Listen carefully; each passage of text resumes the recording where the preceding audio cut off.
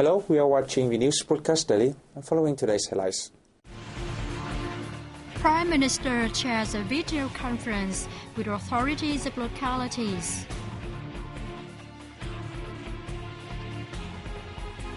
Vietnam succeeds in single-digit CPI goal. Vietnam invested fertilizer factory begins operating in Cambodia.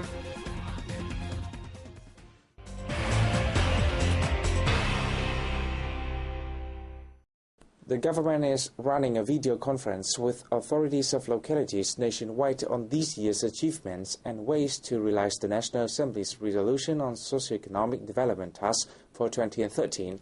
Prime Minister Nguyen Tân Dũng chairs the two-day event, which is seen as the response to the call of practicing thrift. Owing to the government's implementation of drastic measures and efforts by ministry, sectors, businesses and people, consumer price index increased 6.81% this December from the same time last year. It met the government's target of controlling inflation rate at a single-digit level this year. The government reported that measures to stabilize markets and prices, manage goods supply and demand, and develop distribution networks were promptly taken, while monetary and fiscal policies were implemented in a flexible, careful manner, helping ease difficulties for businesses and contain inflation. Export turnover for the year totaled over $114.6 billion, while imports reached $114.347 billion, resulting in a trade surplus of around $284 million after 20 years of dealing with a deficit. The country's GDP grew at 5.03% this year, the government reported. The year 2012 witnessed positive results yielded in the implementation of social welfare policies, job generation and poverty reduction and rural development. External affairs and economic integration were also enhanced, political security maintained, and sovereignty and territorial integrity defended. However, shortcomings and weaknesses still remained, including unsound macroeconomy, a lower than target GDP growth rate, high inventories, and slow settlement of bad debts. The cabinet members and provincial and municipal authorities deliberated executive solutions to fulfill the targets set for 2013. The Ministry of Health on December 25th in Hanoi organized a meeting to mark Vietnam Population Day, December 26th. Over the past 50 years, Vietnam obtained encouraging outcomes in populations and family planning work. However, gender imbalance of birth will continue to be a challenge for Vietnam, although the increase has showed signs of slowing down this year. Statistics from the health sector show that the ratios between boys and girls born has dramatically widened, increasing from 104 to 109 boys born for every 100 girls between 1999 and 2005 to 109.8 to 111.9 boys born for every 100 girls between 2006 and 2011. Next year, the sector will also continue efforts to improve population quality and adjust the birth rate in different regions. On this occasion, the Health Ministry launched a campaign to disseminate and encourage people to take part in population work. It also contributes to effectively implementing the Vietnam strategy on populations and reproductive health for the 2011 and 2020.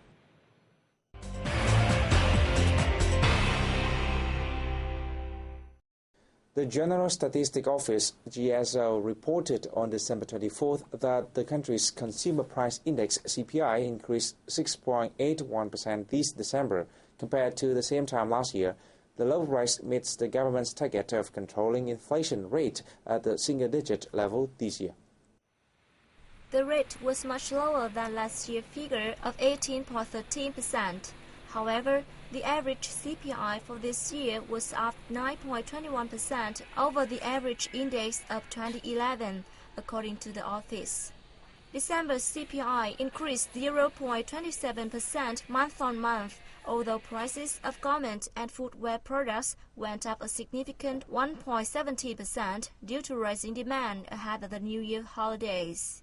The low CPI increase of 6.81% was the result of the government's management, particularly thanks to the Prime Minister's instruction issued last September to strengthen price administration and stabilization.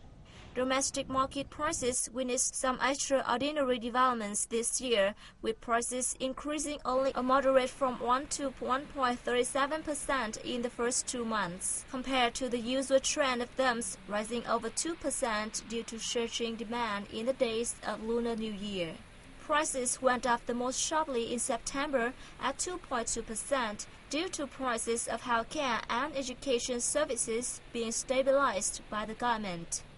The office said in 2013, the country will face a number of difficulties originating from the current difficult situation of both domestic and international economics. A Vietnamese-invested fertilizer factory began operating in Cambodia on December 25th. This is the largest plant of its kind in the country. Addressing the inaugural ceremony, Cambodian Prime Minister Hun Sen highly valued the effectiveness of Vietnamese invested projects, including this fertilizer factory. The projects have contributed greatly to Cambodia's socio-economic development, job generations, and social welfare programs, he said. The factory had construction started in December 2009, costing around 70 million USD.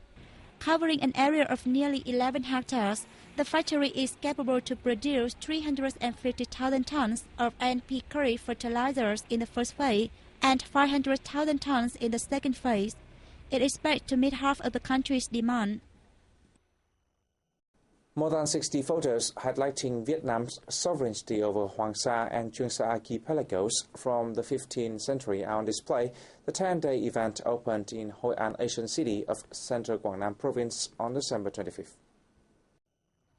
The photos feature old maps, documents and writings, including a collection of stamps on Hoàng Sa fleet in 17th and 18th centuries and confidential mission orders by the Saigon regime.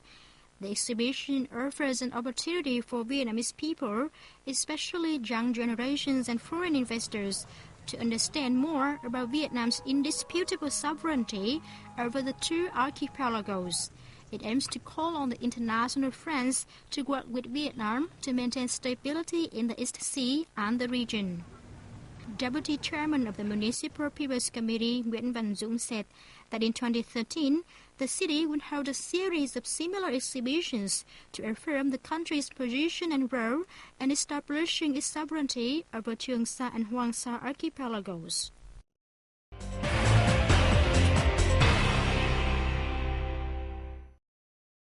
In Hanoi, despite the cold spell, thousands of people flocked to Hòn Kiếm Lake, St. Joseph Cathedral, Ham Long, Lang Tam, Hang But, and Cửa Bắc churches, while splendid and colorful decorative lights were sparkling to join in welcoming Christmas Eve. This year's Christmas atmosphere is exciting. Every year, I take my children to the church. This is a warm, happy, and exciting place. The sound of the signature Jingle Bells song was overflowing in the air in the main streets of the capital. Meanwhile, Catholics, Protestants, and others in Ho Chi Minh City celebrated Christmas in a cheerful and happy atmosphere in cold weather.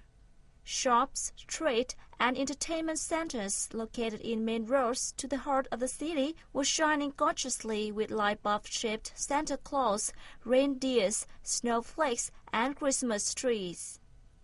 Popular destinations in the city, like Notre Dame Cathedral, street centers, and Santa Roads in District 1, as well as Catholic villages, were filled with Christmas carols. A procession of the Holy Infant was excitedly watched by visitors. Although I do miss my family a little bit, I wish I could spend it with them.